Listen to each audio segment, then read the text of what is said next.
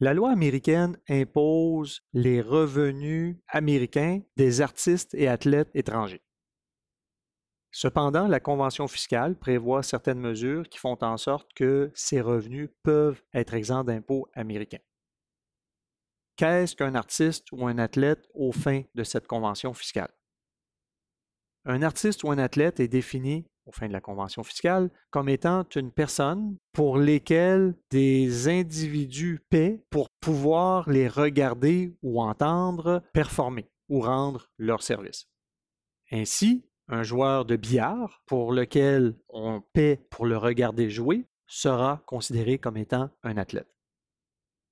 La convention fiscale vient dire que les revenus d'un artiste ou d'un athlète seront exempts d'impôts américains seulement dans la mesure où ces revenus sont inférieurs à un montant prévu dans ces conventions fiscales. Généralement, le montant prévu dans les conventions fiscales varie entre 3 000 et 15 000 $.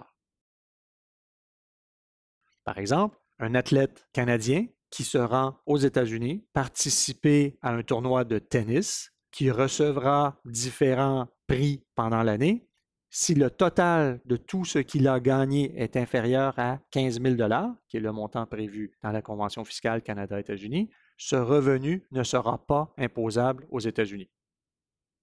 S'il recevait 20 000 $ pendant l'année, tous les revenus sont imposables aux États-Unis, non seulement l'excédent de 15 000 $.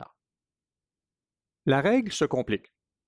Afin d'éviter et de contourner cette règle, plusieurs contribuables créaient une société qui les engageait pour rendre leurs services.